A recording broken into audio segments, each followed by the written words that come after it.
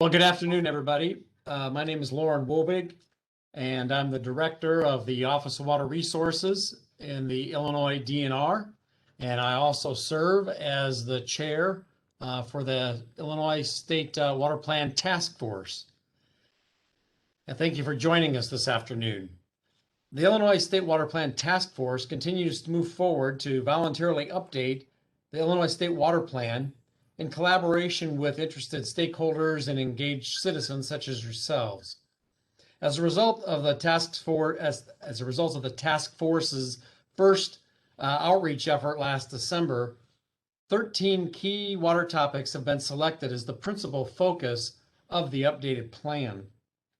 This second of 3 outreach efforts by the task force is intended to share these draft recommendations that have been developed at this stage in the plan, and then to gather feedback on the state's draft water plan so far, as well as answer any questions that we may have concerning these draft recommendations.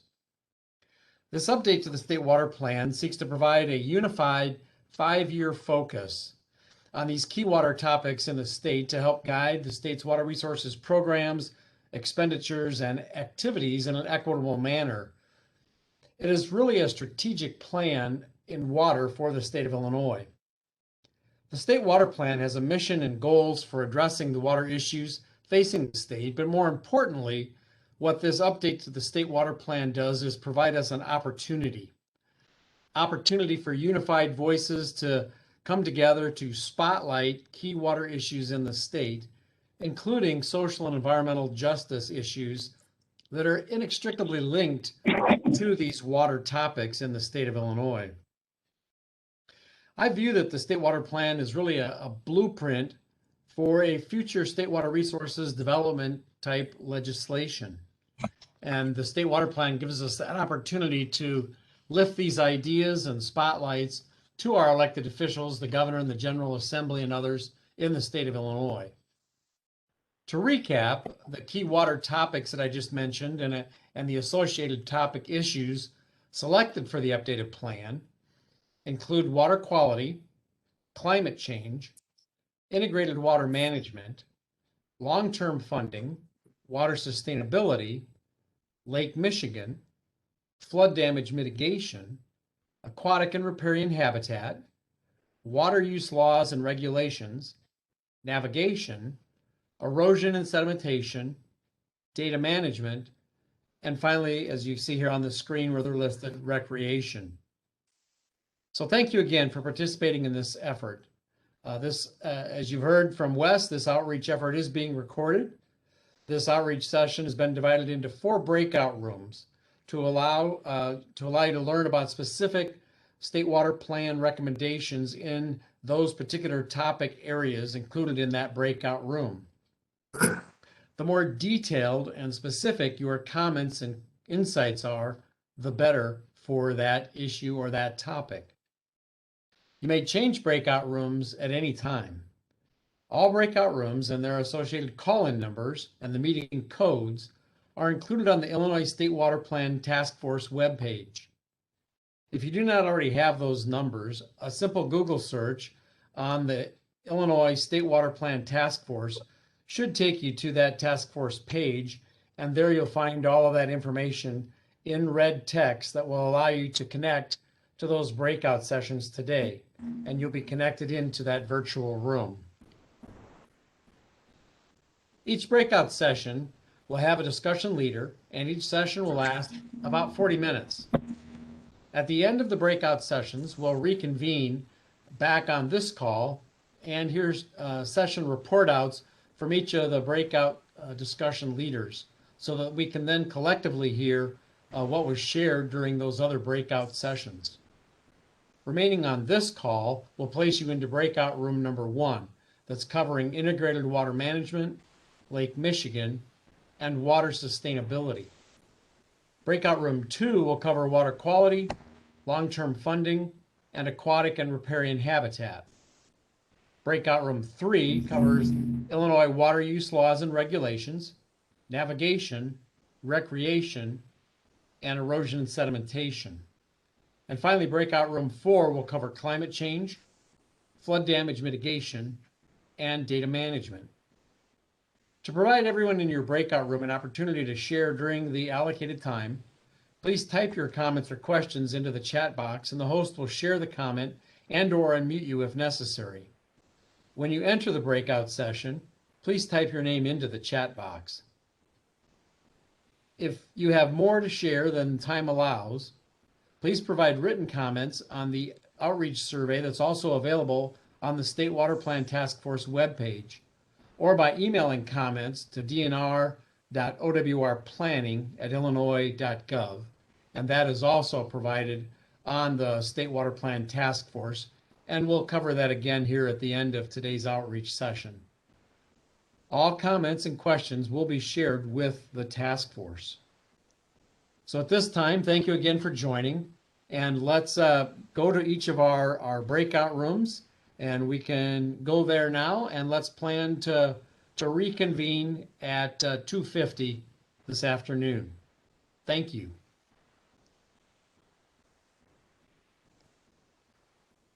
Thank you, Lauren. I'll just remind everybody that there is a link to the State Water Plan Task Force in the chat box. So if you go to the chat box, you'll see a link there that'll open up the page you currently see on the screen, and make sure you collect Wednesday's breakouts. Today is Wednesday. Again, breakout room will stay here. We'll give a couple of minutes to let everyone get situated to their breakout room.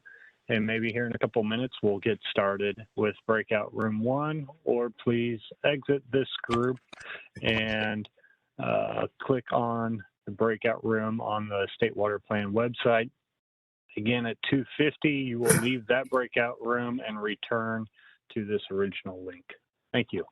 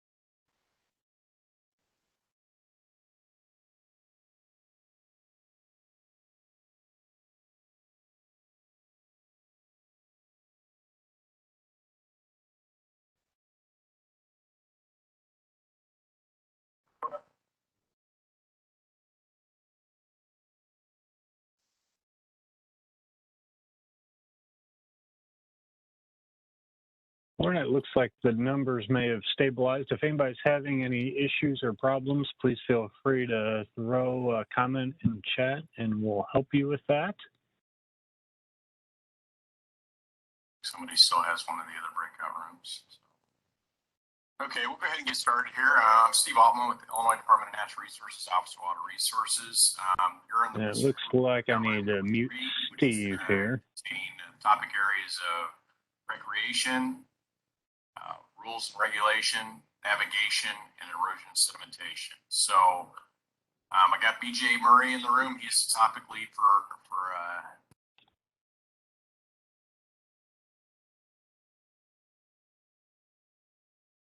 Hey, Lauren, are you there? I am. All right, are we ready to get kicked off here? I think so. Yeah. All right. Well, I would like to welcome. Oh, go ahead, Wes. Lauren.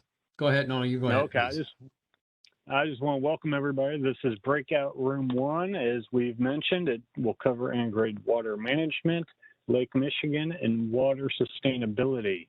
Now is a great time if you have any questions to go ahead and either pose them in the chat if you'd like.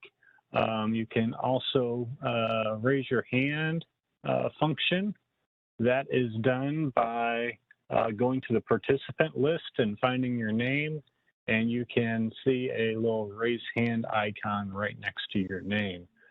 From there, we'll call on you so that we don't have anybody talking over each other.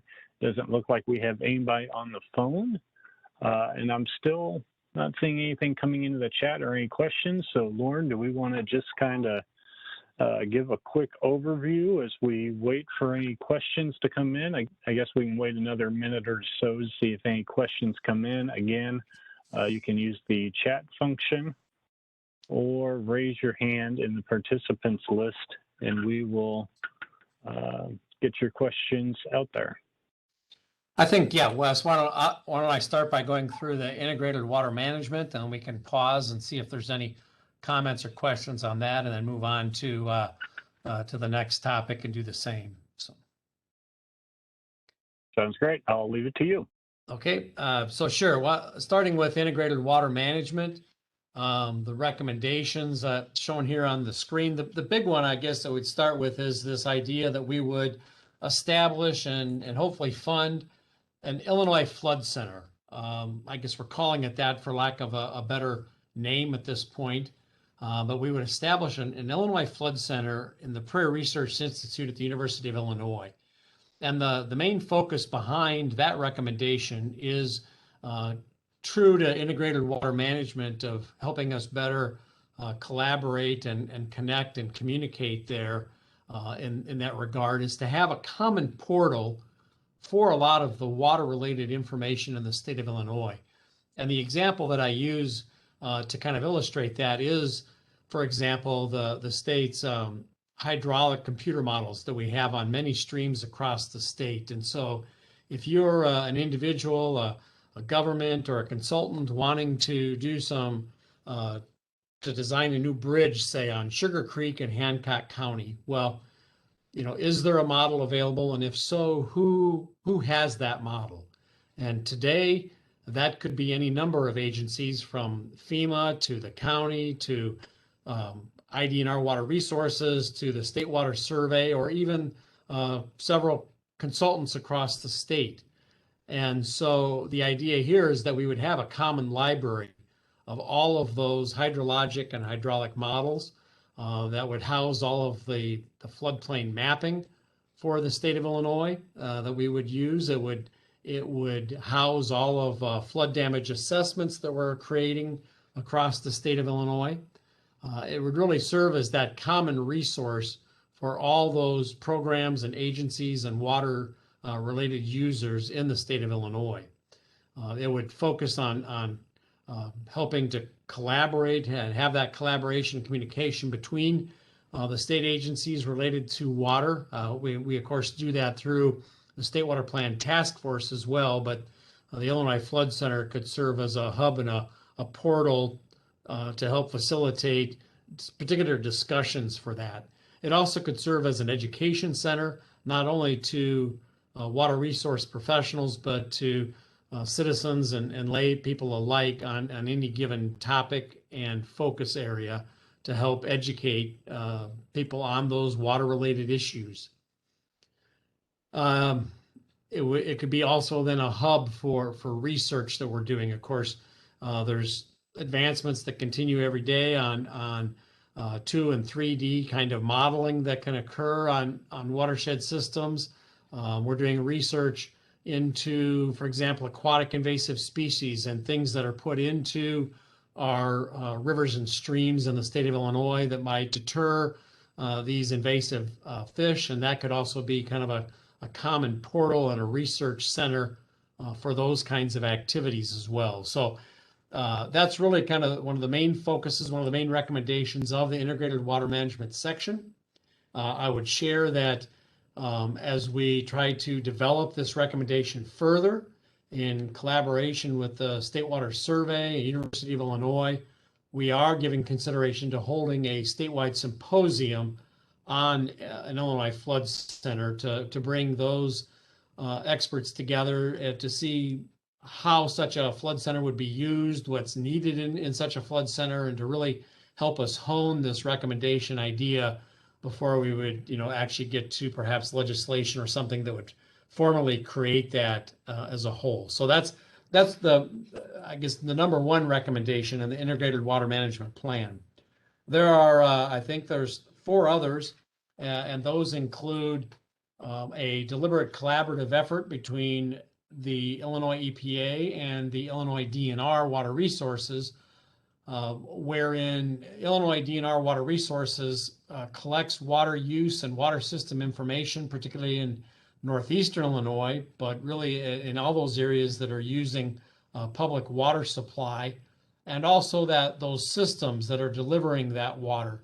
And we have a good handle on water loss in each of those communities that, for example, use Lake Michigan water. Well, IEPA has the state revolving fund and other programs that help to fund and supplement those kinds of infrastructure improvements. And so the idea here is a more detailed and deliberate coordination of those 2 programs in order to optimize the best use of state revolving funds for some of those infrastructure needs. We've also talked about reestablishing a local assistance program within the Illinois DNR. And that's something that we as an agency have done many, many years ago when our staffing was much larger. We want to give serious consideration to and recommendation to reestablishing that kind of a section in the DNR that would work closely with communities across the state to help them address their water resource needs, whether that is a flooding problem, whether that is a water supply system issue, whether it's infrastructure improvement plans. We would work with them, have an individual that would have a relationship or individuals that would work with those communities and help them know where the resources are and how to best go about obtaining those resources. And of course, that's going to show the most benefit in those disadvantaged and under-resourced communities that don't have the wherewithal to be able to chase after some of those opportunities for improvements on their own. So that becomes a recommendation under integrated water management. The last 2 that we're listing there is number 4 and 5, come out of the Urban Flood Awareness Act recommendations. We're repeating those here under integrated water management, and that deals with developing a consistent funding for state or for water related programs across the state. And so different agencies that are involved in water resource activities across the state have different authorizations and therefore different criteria that govern what it takes to get dollars from the state of Illinois. In some cases, some agencies can flat out just hand communities, grant dollars. Here you go. Here's your money. Let us know how you're using it. And in other cases, there are some pretty strict criteria in terms of providing benefit cost ratios and those type of economic driven constraints that limit how those funds are doled out. And so this recommendation really focuses on having some more consistency across those programs so that a community would know how best to use the various programs that exist in the state, and that they would be treated the same in one program as they are in the other. And then finally, expanding what's known as the IMAG group. Again, that's good coordination, collaboration.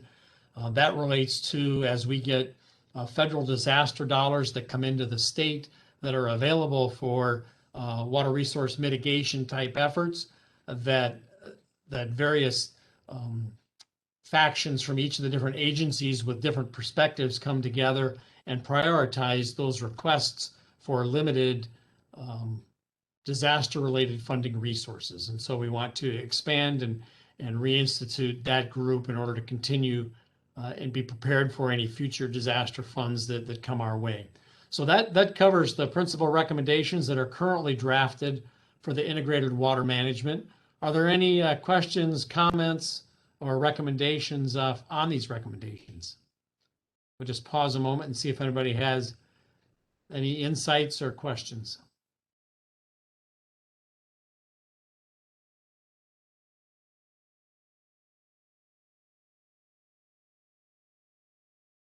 All right, hearing none, we can move on to water sustainability.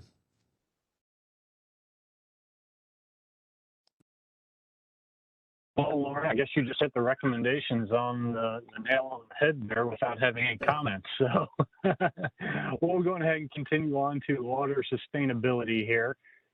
And really, water sustainability has three major focus groups that we came up with within our committee dealing with water sustainability. And three main topics, as you can see, are funding, stakeholder involvement and outreach, and planning and studies. And the first and foremost was funding. And the DNR offers a lot of opportunities to provide assistance to local communities. And one of that is through funding, whether that is providing a bathymetric survey or services to local communities. An example, like the bathymetric survey, we may go out and survey a community reservoir to help them evaluate how much storage and therefore how much water supply they may have. Is one example. We may work with partners to develop analysis of how much supply they have versus the amount of demand that community has to find out if they have a sustainable water supply or if they are reaching a potential shortfall if a drought occurred or just depleting the aquifers at a greater rate than what they can recharge.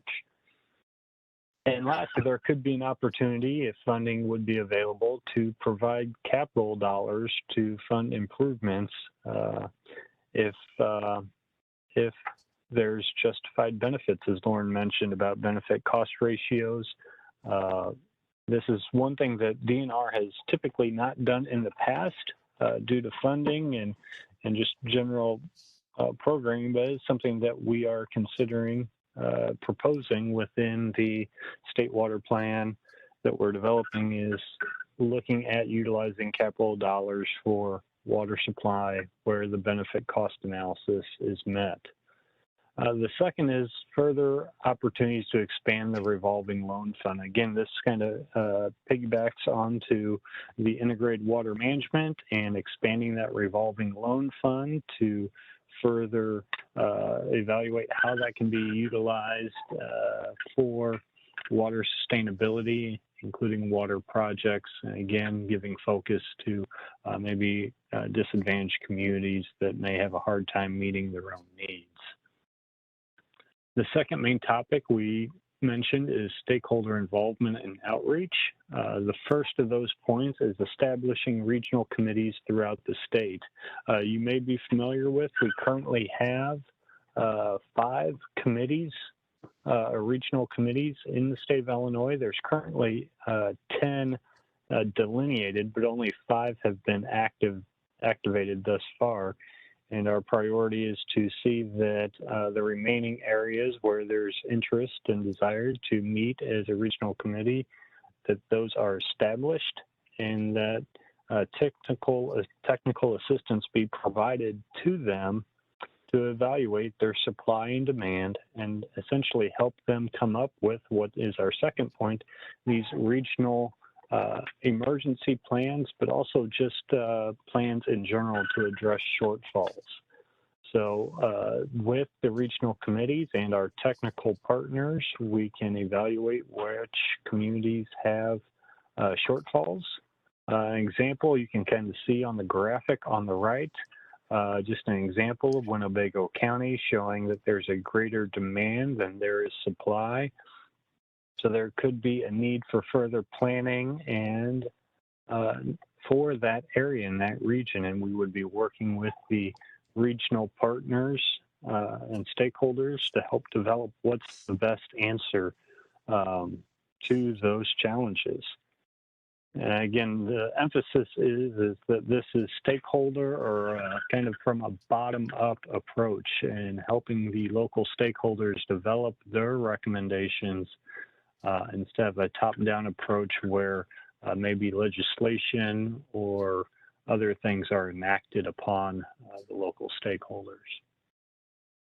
And the third dot point under stakeholder involvement is just better defining the state agency rules as it pertains to water issues.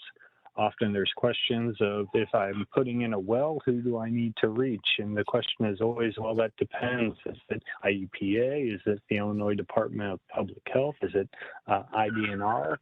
So the goal for this task is to, or this recommendation is to clearly define that. And that's likely something we would incorporate into Lauren's suggestion of the Illinois Flood Center, is have a good structure of showing who needs to be contacted under various circumstances, whether it's putting in a well, whether it's just today we received a call about someone wanting to take water out of a river for watering a construction haul road to keep the dust down, and who do we need to be in contact, and it depends. So we were looking to develop a information page that kind of lays out those parameters more clearly. And the third topic that we were looking at discussing, or including our recommendations, was planning and studies, starting with regular updates to our statewide supply and demand models. So the state of Illinois has already developed a statewide deep aquifer model, and we are working on a shallow aquifer model, and that's being refined statewide. We also have evaluated many of the rivers in Illinois, but not all of them. So this framework, or this recommendation, would develop the framework to see those completed and also see those updated regularly. So the demand updates would likely be updated annually as we receive our annual water use data that's provided to the Illinois State Water Survey, and reevaluate those along with the supplies as we continue to monitor those and update the supply numbers. The second dot point in planning and studies is to evaluate climate change study needs. So one of the key reports that was identified was the State of Illinois evaporation rates report. I think it was previously done in the 1950s, so it shows the urgent need to update that. And as we anticipate with climate change and rising temperatures, we can see greater evaporation rates. And that's important as we evaluate community reservoirs and how much volume is available. If we found that the evaporation rate has significantly increased, we may find that the available supply has decreased. So we're going to be evaluating those evaporation rates to see how much they've changed in the last 70 years and update those, which will essentially roll into our first point of updating the statewide water supply. So we'll also be just kind of having and carrying on continued discussions about which reports and which data may need to be updated as we evaluate the impacts of climate change on water sustainability. The third recommendation or point under planning and studies is improving high capacity well water use reporting. Currently, right now, there's some estimated methods to come up with this number, and we're finding that it's not to the level of accuracy that we would like for water reporting.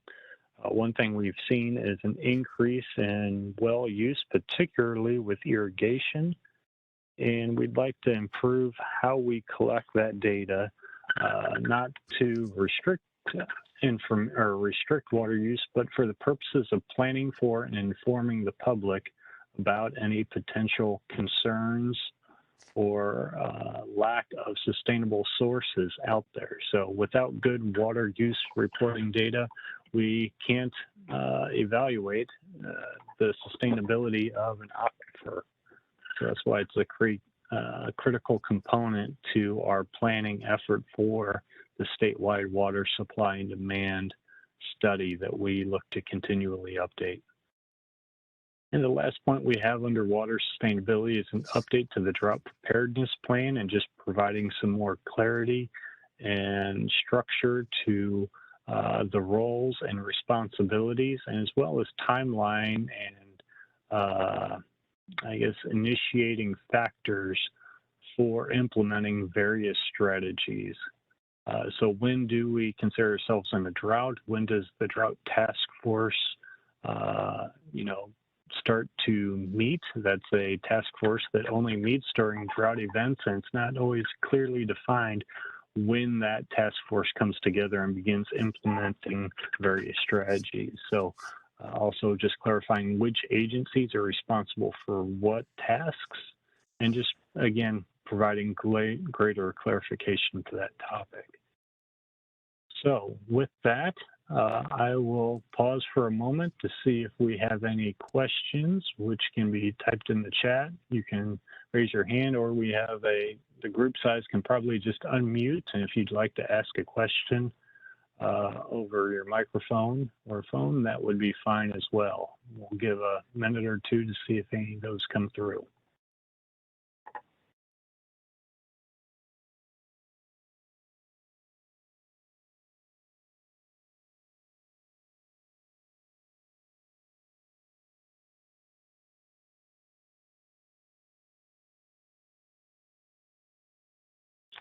Seeing none, we will move on to the topic of Lake Michigan.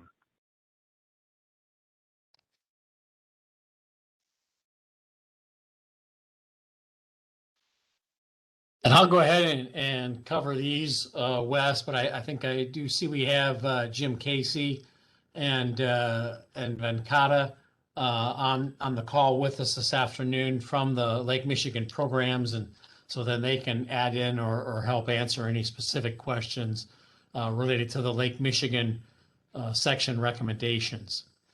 Really, we have kind of these recommendations related to Lake Michigan broken into two parts. The first is more related to the water allocation program happening through in Lake Michigan that's carried out by the Illinois DNR Water Resources. And the second part relates more to economics and resiliency on the lake. So starting with the water allocation program recommendations, first is to increase education and outreach efforts related to the program and to water conservation.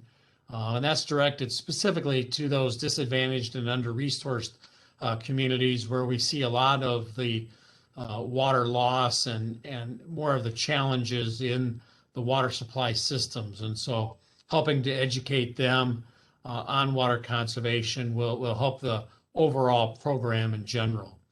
The second recommendation comes from, and we heard a lot about this during the first public outreach related to folks voicing concerns and frustrations with the way that Lake Michigan water use is reported and the way that the data submittal is required for that.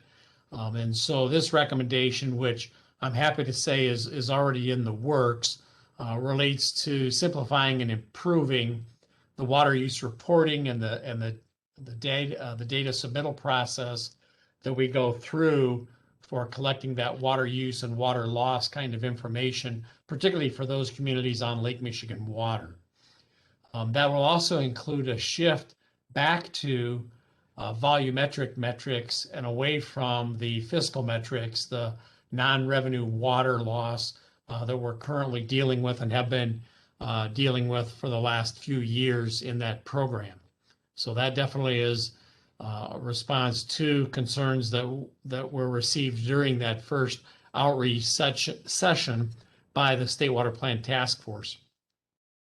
The third recommendation includes expanding that staffing of that program really to have an individual or individuals that would focus on the water system improvement plans. And so while we as an agency require communities to prepare water system improvement plans, if their water loss is exceeding 10% of the water they're receiving, we can go further by helping them implement that plan. And that becomes the bigger challenge. Is sure, you can identify how much pipeline you need to replace every year, but having the resources and the capability and the staffing to carry that out can be a pretty large challenge. And so the idea here is to create additional staff resources to assist those communities, help them with understand where they can get available funding, where they should spend their funding, help prioritize areas of concern, and then perhaps even go as far as helping them apply for grant or loan dollars for those purposes. So it's a need that's been identified, and so that is a recommendation, kind of a programmatic and enlargement there to help the communities that are using Lake Michigan water in particular, but that could also apply across the state as well once we get that up and going. The last recommendation shown here under the allocation program is to establish grant fund criteria for the state revolving fund and the way that that's operated. And this is focused primarily, again, at those disadvantaged and under-resourced communities. And so this recommendation really focuses in on what is a disadvantaged or an under-resourced community. And we want to be consistent in the way that we would define those kind of communities and define additional resources that might be provided to those communities in a consistent fashion. And so that's what this recommendation is saying. Hey, let's prepare some uniform across the board criteria that we use in different programs, water related programs, grants or loans or programmatic assistance, that we're using common metrics to define those communities of special need. We can go to the next slide, please.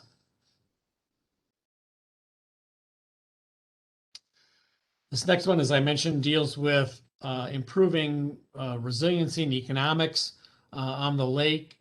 We obviously want to continue our collaboration with NOAA and the Corps of Engineers and others, as they are also focused on trying to provide greater resiliency and coastal resiliency on the Great Lakes. And we certainly have seen the need for that with exceedingly high lake levels the last few years. Thankfully, those lake levels are dropping now, but the need and the concern still remains. How do we create a more resilient lakefront, and how do we create a more resilient Great Lakes system? And so we continue collaboration with our federal partners to explore opportunities there. And speaking of opportunities, the next dot point looks at taking advantage of the fact that the cruise industry has really focused in now on the Great Lakes and want to take advantage of offering additional cruising and vacation opportunities on the Great Lakes. And so Illinois needs to better position itself to take advantage of the fact that there are cruise lines that want to stop in the state of Illinois and want to help Illinois' economy with tourists ready to spend money in those kind of setups. So it's really promoting that. The third dot point deals with more of the commercial goods and really the fact that Illinois represents a west door to the Great Lakes. Many states will often think of just the St. Lawrence Seaway as the only way in and out of the Great Lakes system and the commerce that occurs there, when in fact we have this western door that really provides access to the entire midsection of the nation, to the Gulf of Mexico and beyond, even into the Panama Canal and the way we go. So it's really that recognition to promote that idea. We've seen a lot of advancements on container on barge concept. That's really kind of a game changer on the Mississippi River. And so we want to obviously support those kinds of improvements that are happening and the infrastructure needed to encourage that. But related to Lake Michigan, that really offers opportunity to all the Great Lakes and all the Great Lakes states and provinces for additional commerce and transport of goods via that system. We're doing a good job of working to control the invasive species that would come along with maintaining navigation in and out of the Great Lakes through the Chicago area waterway system. But we also need to then promote the use of that system with those preventative measures in place. The fourth dot point there is talking about, offshore wind and wave type opportunities. And we do have investors and corporations that are interested in doing that on the Great Lakes and have already approached the state about opportunities to do that. And so that's really embracing those opportunities and doing it in a sensible and scientific way that makes sense and doesn't impact the lakes that we enjoy. Excuse me. And then, springing off that concept to protect those habitats, we want to continue to enhance and restore our coastal habitats and those wetland areas and publicly owned and accessible land along Lake Michigan and take advantage of those opportunities.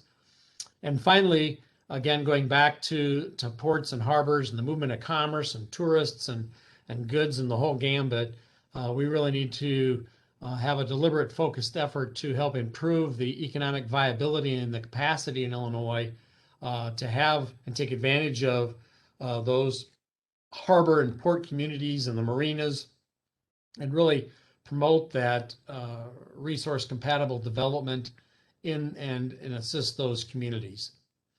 So that kind of hits on, again, the resilience and the economic recommendations that we've drafted so far for Lake Michigan.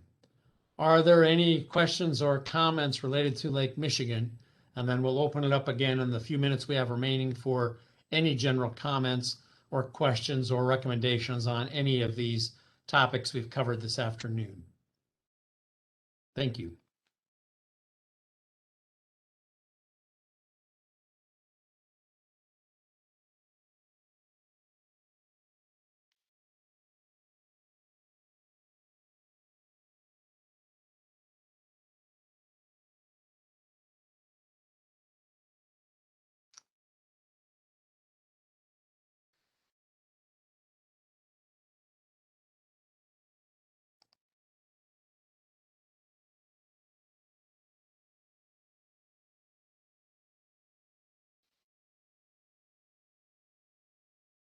Not seeing any comments. Again, you're reminded that you can submit comments via an email or through a survey, and those links are available on that State Water Plan Task Force webpage. I think we'll be accepting comments through June 18th. So as something comes to mind, or as you've thought about these recommendations or looked them over again after this outreach session, you're certainly welcome to submit those kinds of comments in writing as well.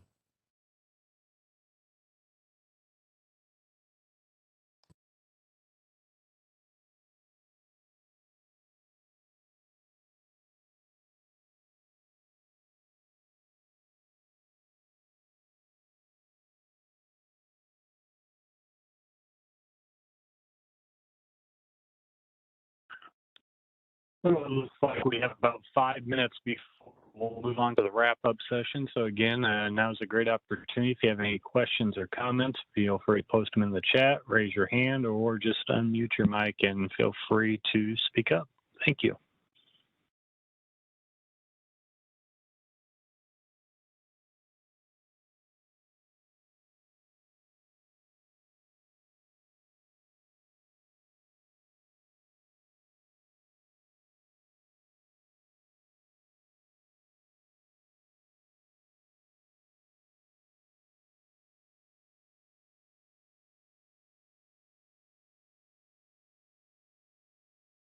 Hey, Lauren, I had a question in regards to the Illinois Flood Center. Is this likely to be an online portal, something that can be easily reached by the general public? Is this going to be housed within a building at the Prairie Research Institute, as noted on your slide, or how do you see this hub being accessible by the public? I do. I think it's primarily going to be an online resource, right? A virtual library. I want, like the example I used, I need this model. How can you search and arrive at that, excuse me, that hydraulic model that you would then be able to download or, access. In terms of, public education and some of that could be either in-person opportunities at the University of Illinois or sponsored across at various locations across the state, or again, be webinars like we've gotten very accustomed to this last year. So I see it being a strong online center, but I think there would be some in-person capabilities as well. Yeah, I see this is a great opportunity. We think of how many presentations we give over various topics to a small party or a small group that could be shared in that hub under a searchable format. So I see that being something that could be become quite a robust library of education and knowledge. And similar to essentially.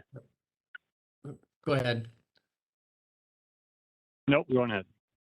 I was just going to say that very similar to the Blue accounting system that the Great Lakes Commission is developing for Lake Michigan. It's similar in a kind of a portal for information. The Illinois Flood Center can serve that same purpose.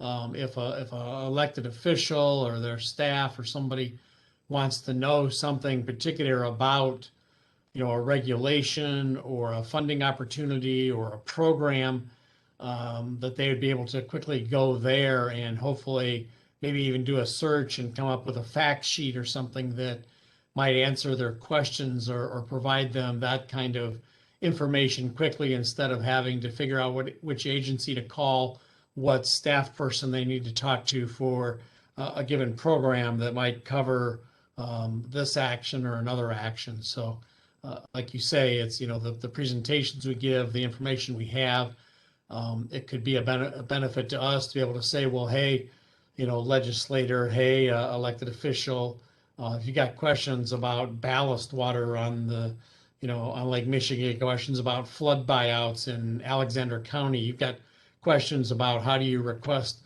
flood damage assistance from the state, any of those we could have, they could go to that portal and have some quick and readily accessible fact sheets that would direct them about programs, and then perhaps here's the individual if you need more questions answered or more information. So it could actually then save time and effort in each of those agencies as well, having to respond to multiple inquiries on this program or that program.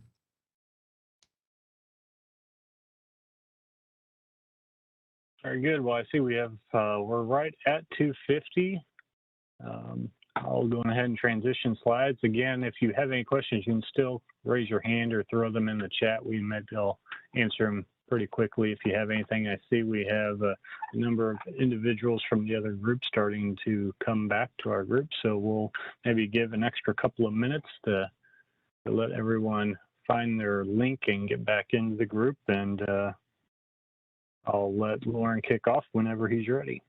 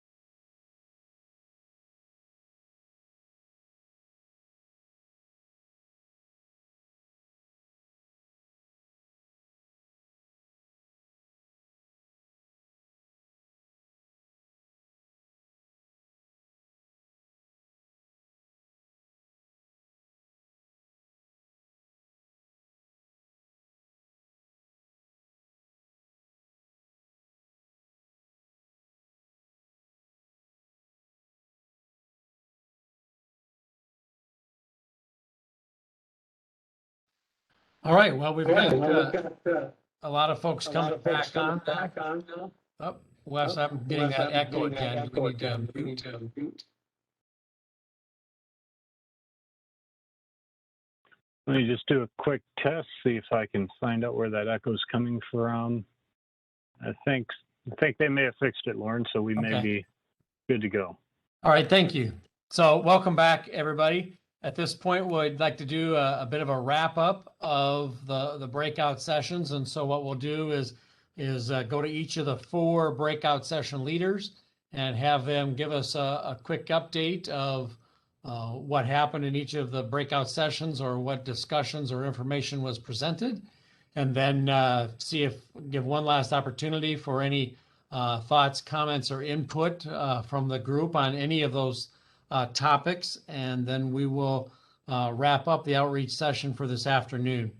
So with that, I would like to start with breakout room 1, which was led by Wes Couture and covered integrated water management, water sustainability in Lake Michigan. So Wes, the floor is yours. All right, thank you, Lauren. During our breakout session, the vast majority of the time was just spent kind of going over the recommendations.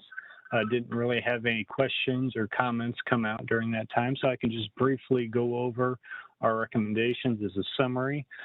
First, kicking off with the integrated water management, the top priority was establishing an Illinois Flood Center, which would essentially act as a portal for data such as hydraulic models or shared information that may be needed. It would include an education center for water topics, researches. This could include presentations or just other information literature that can be easily found by a search topic. It may also include developing research technology and tools for new water issues, examples such as two-dimensional hydraulic modeling and finding resources as it pertains to that new technology and information coming out. And within integrated management, there's also a number of other topics discussed, including prioritizing the revolving loan fund to assist communities that may be lacking the resources needed.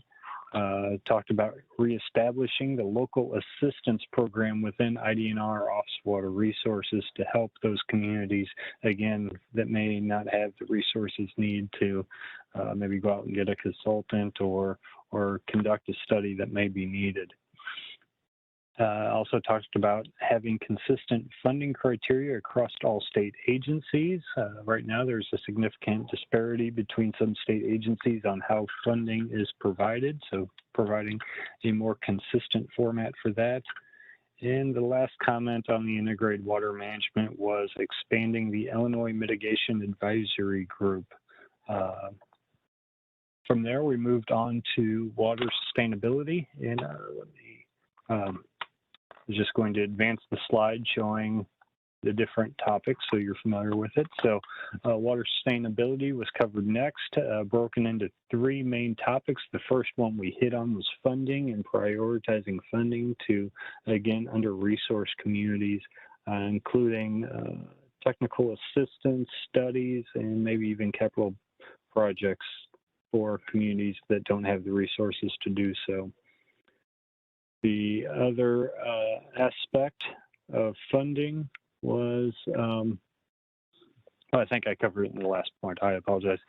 Next, we moved on to outreach, and that includes reaching out to regional committees and developing regional water sustainability and water supply committees throughout the state, working with them to come up with conflict and emergency response plans, essentially a grassroots movement to have the local stakeholders develop the best solutions for their water supply concerns. And that's not only municipal water supply, but it may include having enough water for recreation, navigation, irrigation. All those can be evaluated. So again, working with those regional committees to come up with their own plans.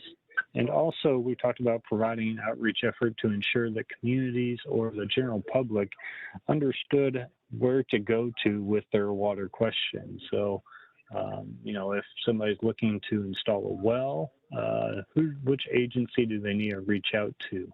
And often there's some confusion on when to reach out to the IEPA, the Illinois Department of Public Health, or IDNR Office of Water Resources.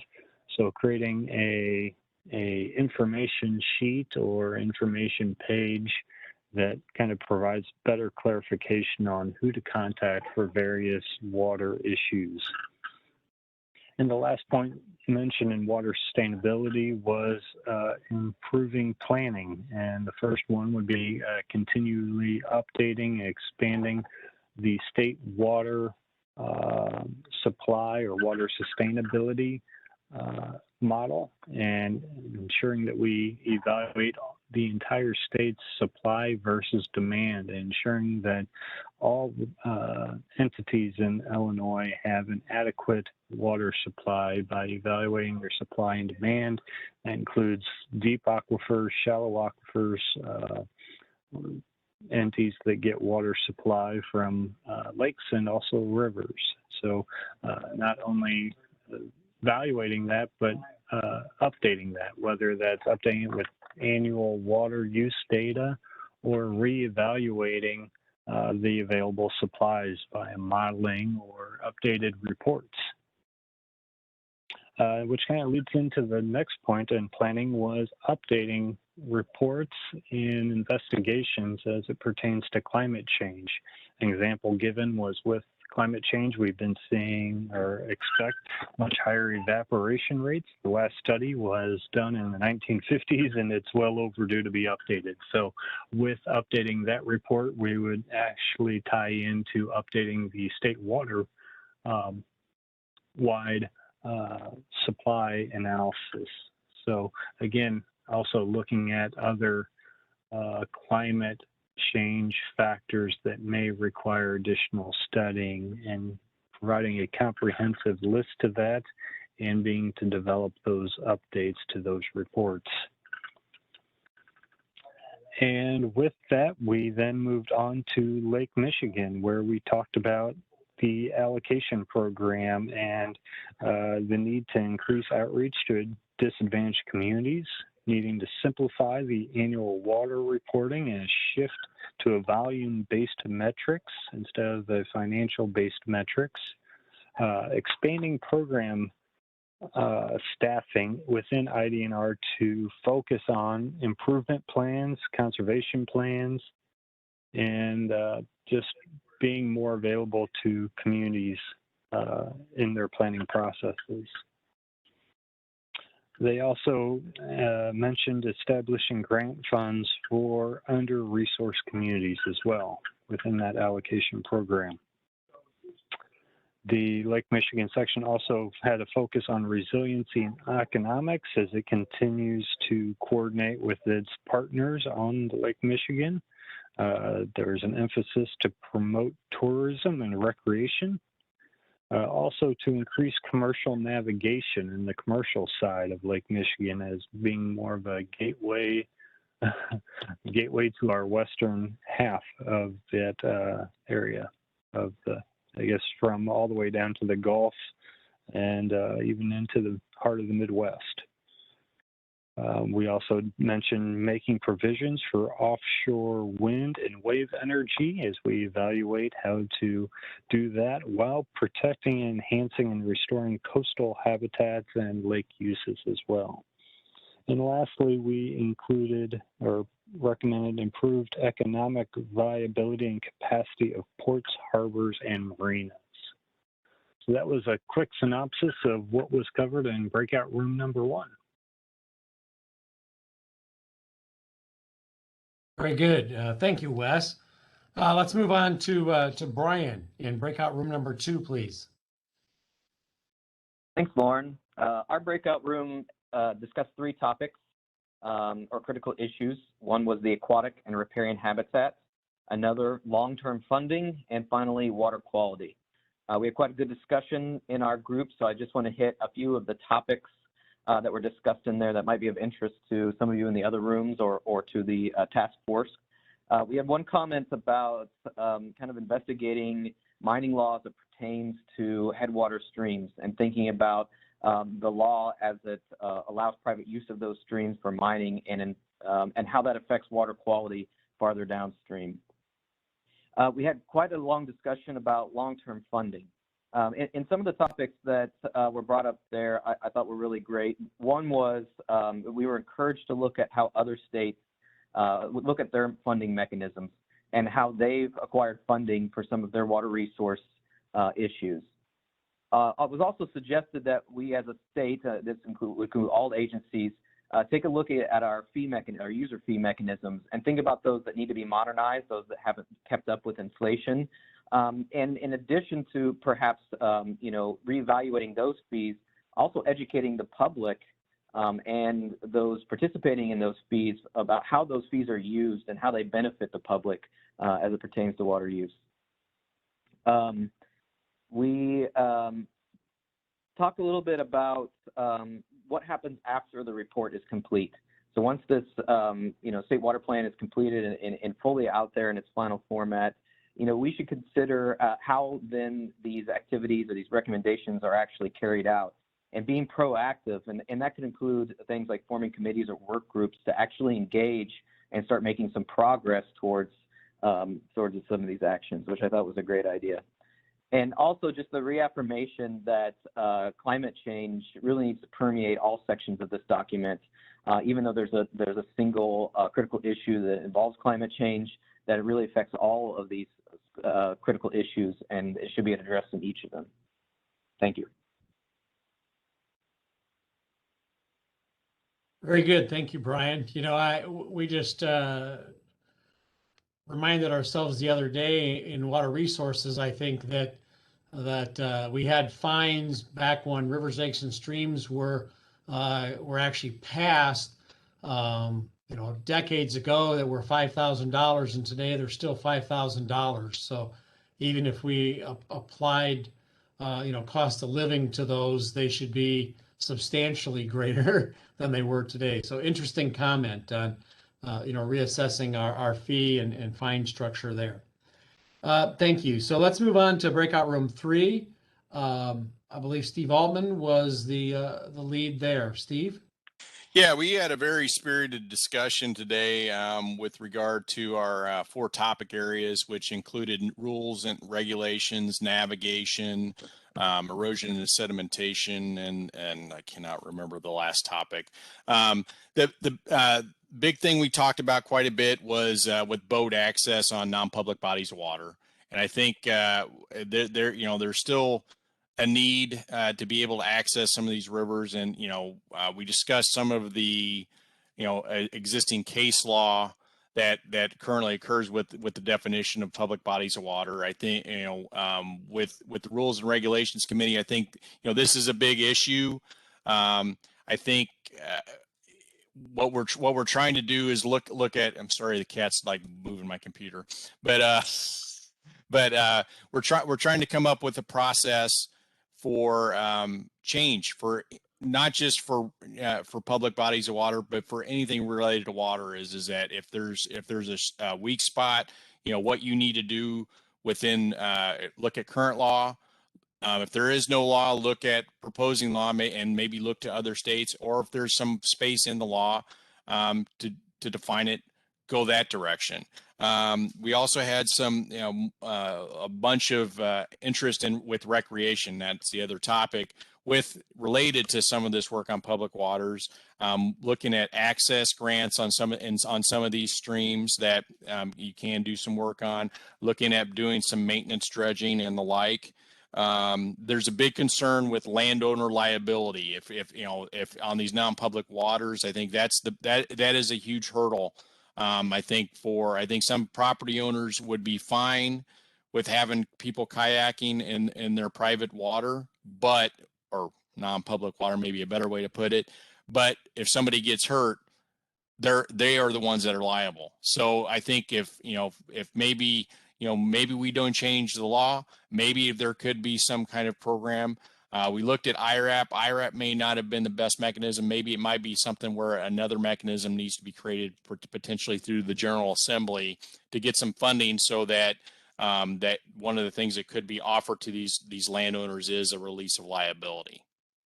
So in a nutshell, that was primarily what we discussed on the call. We did have a much bigger group than we had yesterday. Thank you very much, all that attended. And if you didn't get an opportunity, come tomorrow morning.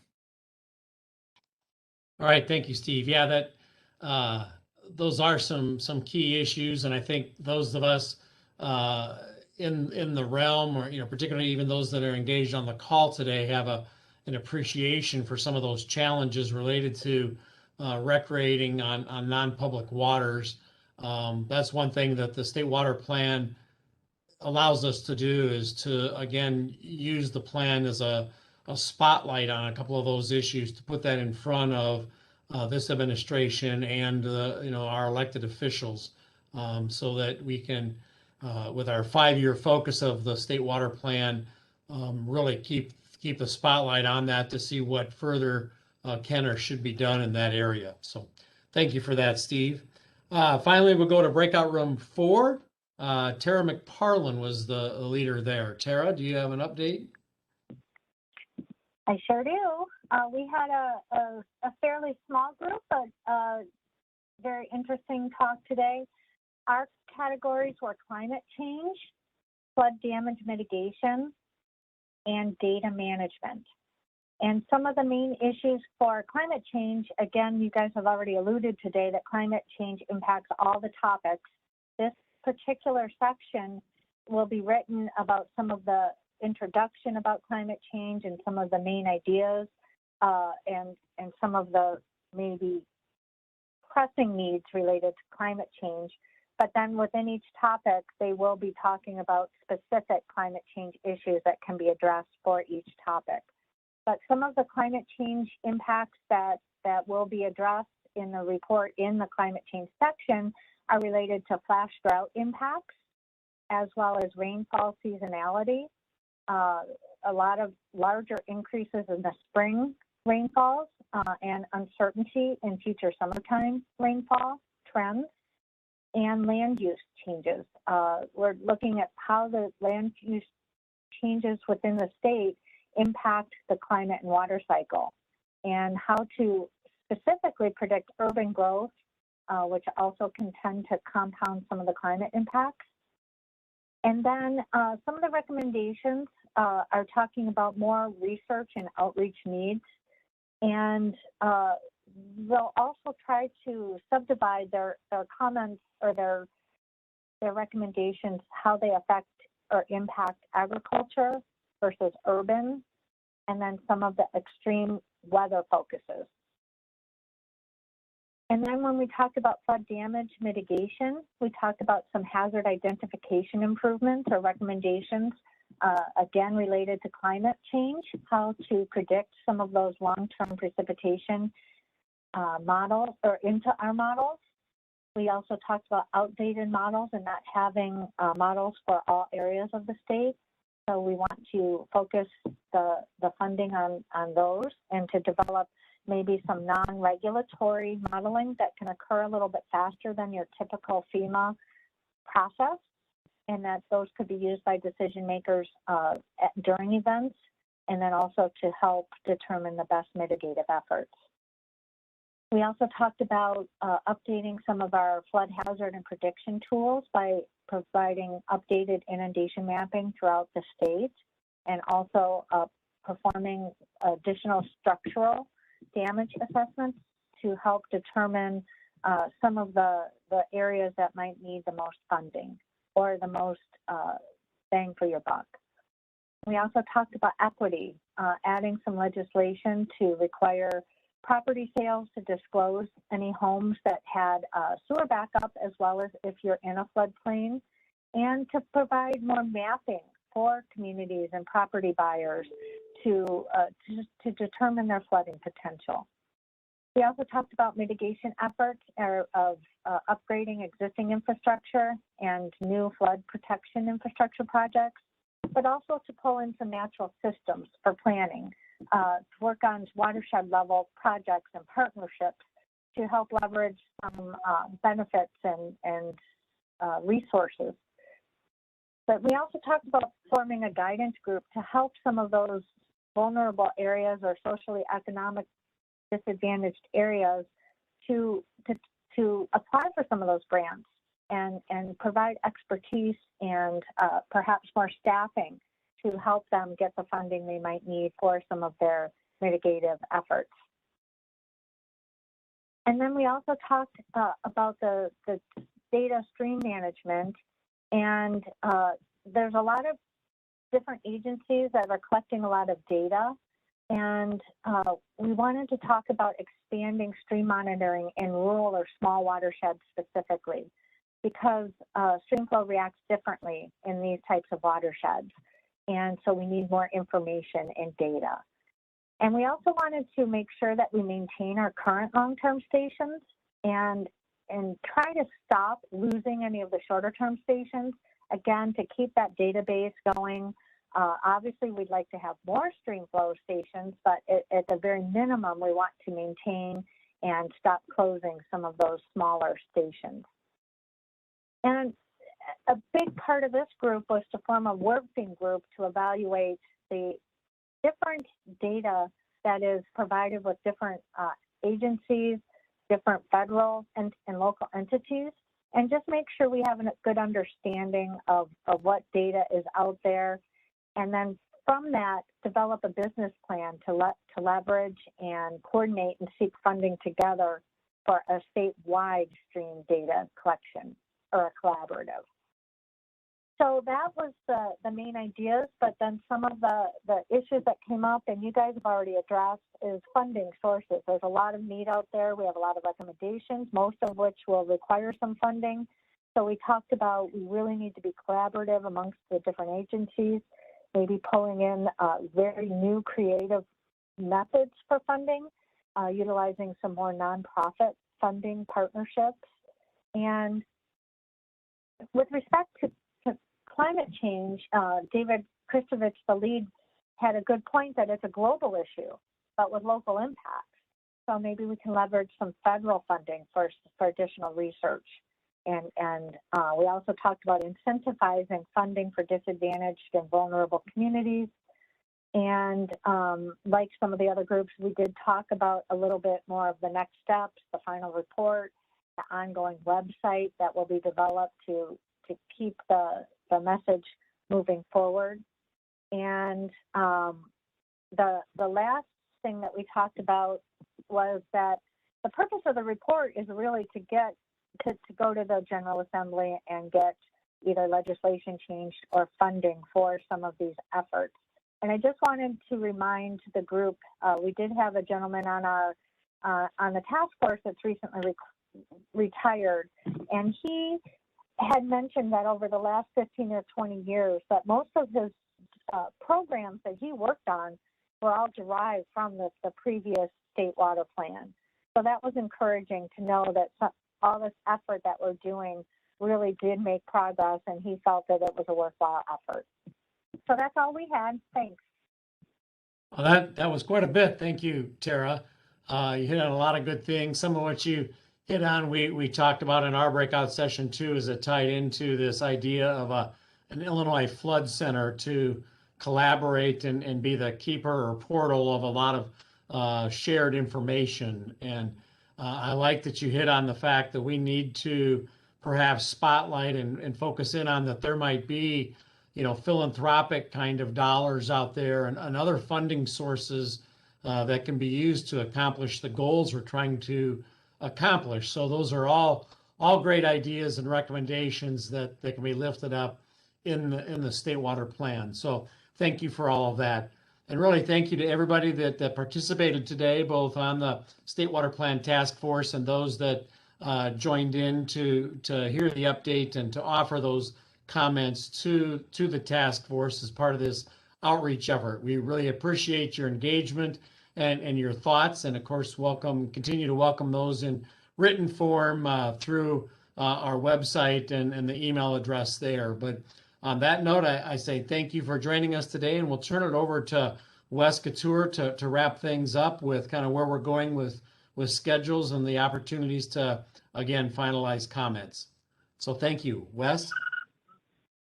Yeah, thank you, Lauren. On your screen, you guys should be seeing our website, and this is just a great landing page for anything relating to the State Water Plan update.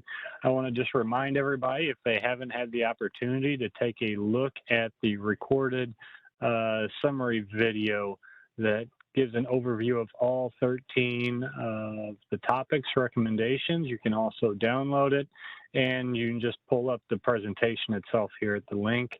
Again, please provide your input on the public survey or by emailing dnr@owrplanning@illinois.gov. Lastly, if you guys, if you'd like to participate in tomorrow's Q&A session, we will be having our final breakout or question public outreach for the recommendation section, this phase 2 outreach. That will be tomorrow at 10 a.m. and the links are on the webpage. And lastly, I just want to point to the remaining schedule. As you can see, we have our public comment period between now and June 18th. So that's the time that we ask you to consider filling out the survey and providing your comments. And from there, we'll be moving on to finalizing the recommendations and drafting the final report. We'll have one more outreach effort, likely occurring sometime in November. Right now it's slated for the 17th, where we'll have an outreach. And then we will be moving to publish the report at the end of the calendar year. Again, this is all subject to change, but we've overcome some difficult hurdles with COVID, and we hope to be able to stick with this schedule moving throughout. So again, we just want to thank you for attending, and please feel free to reach out to any of our contacts here, and we appreciate your participation today. Thank you. That concludes today's meeting. Thank you, Wes. Thank you.